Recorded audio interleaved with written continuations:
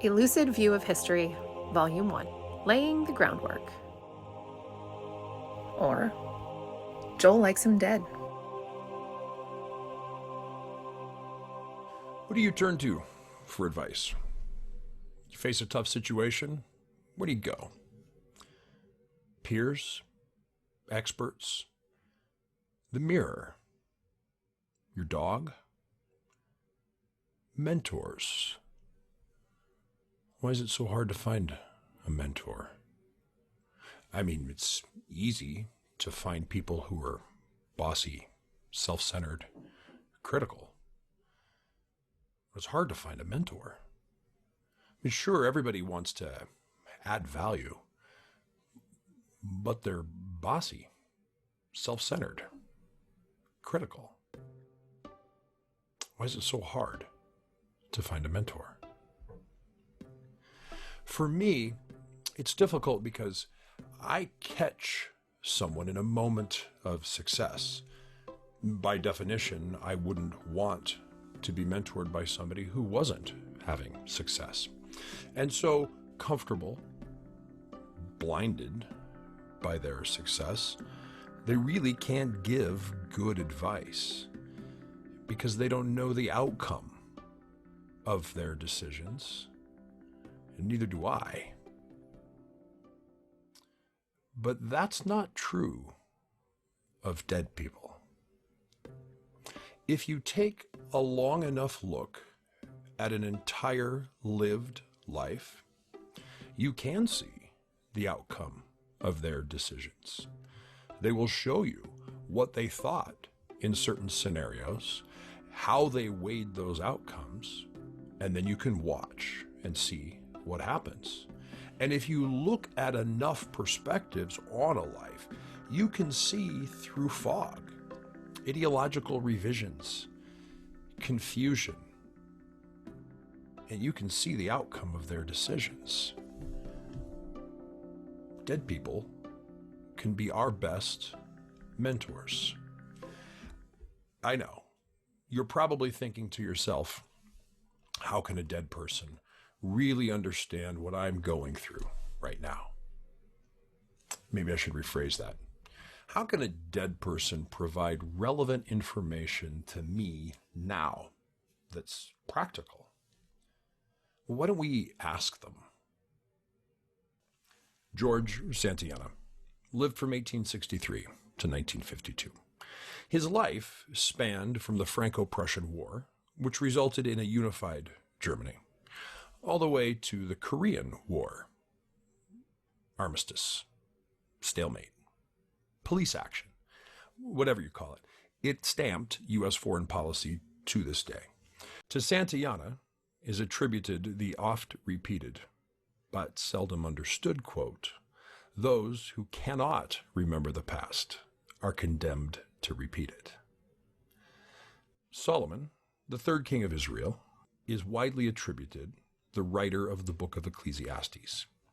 And he writes, whatever has happened will happen again.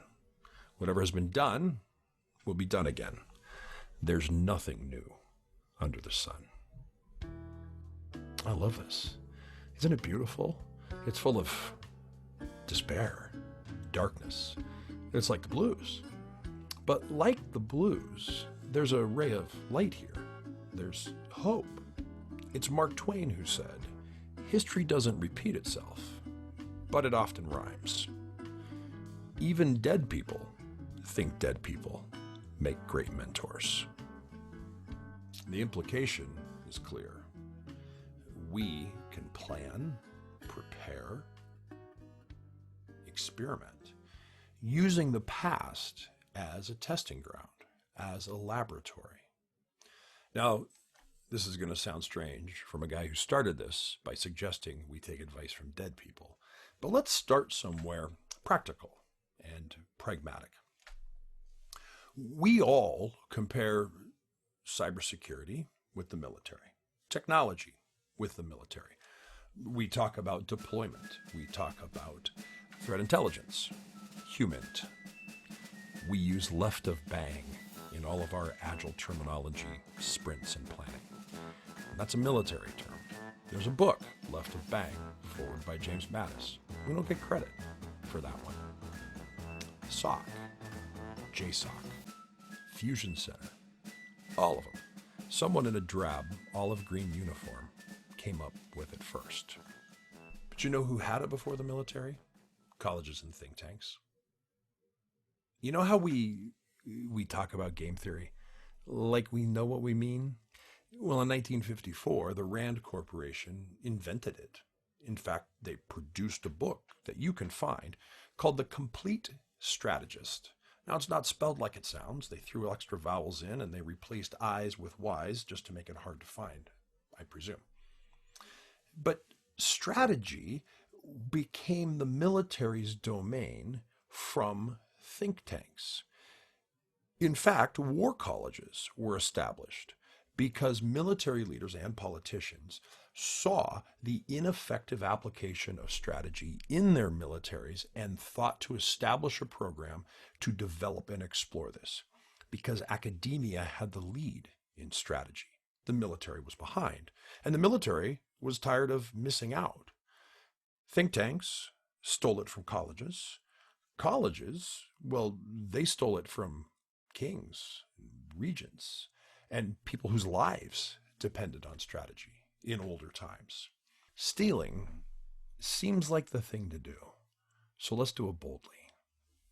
First, we are going to come to a shared definition of strategy. This is crucial. It's often as important to know what something is not as it is to know what something is. Second, we're going to walk through 4 generations of military strategy and their characteristics, how they apply to you.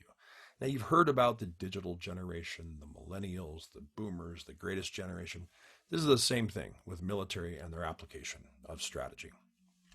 Third, we're going to apply these strategies and their characteristics amongst these generations to you, your situations, your specific problems that you're looking at.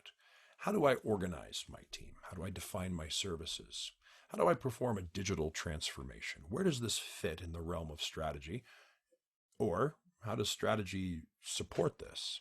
And as we walk through these, you're going to have eureka moments. So eureka is an old word too. It is an old Greek word, and it means I found it. And where it comes into our lexicon and verbiage is these Klondike prospectors that were prospecting for gold in California and in Alaska. When they found gold, they would yell out, "Eureka, I found it." It is that kind of a moment. You're going to have those moments. But even better than those moments, you're going to find by choosing to look at strategies as tools and not characteristics or behaviors only, but as tools, you'll become a magnificent strategist. You will know when to use which tools in what situations, and you will use them deftly. Magnificent strategist. Better strategist? Decent strategist. What is strategy?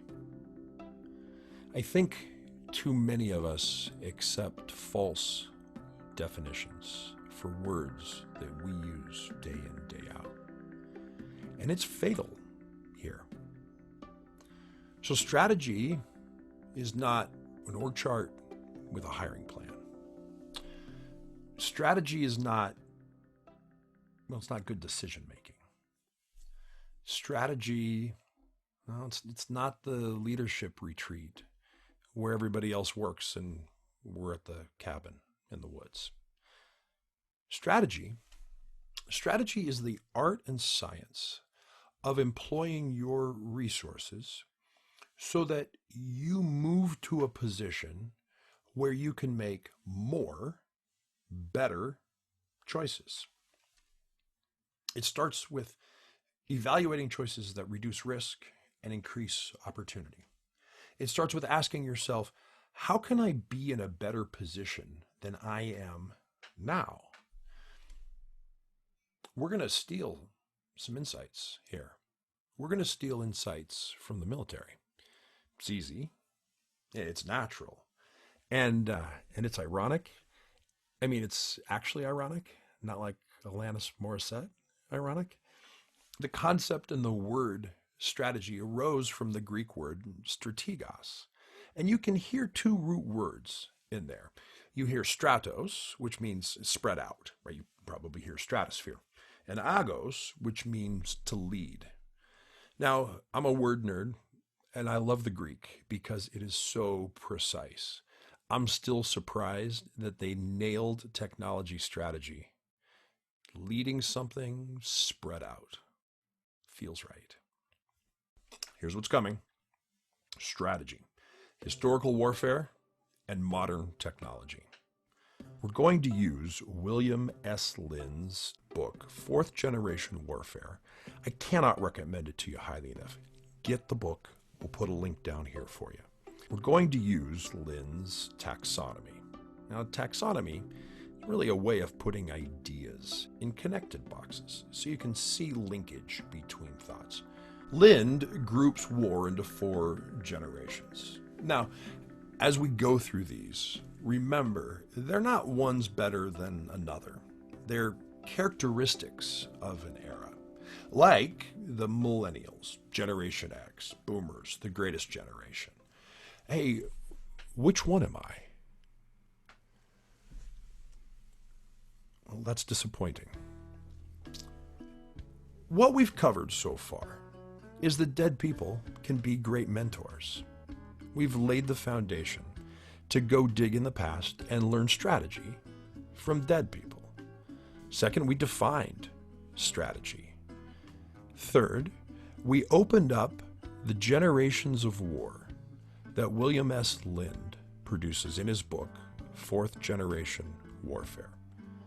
Next week, we're going to go into these generations and pull practical tools and examples that you can use to be a magnificent strategist. Thank you for joining me. Would you please subscribe, comment, and we'll see you in a week.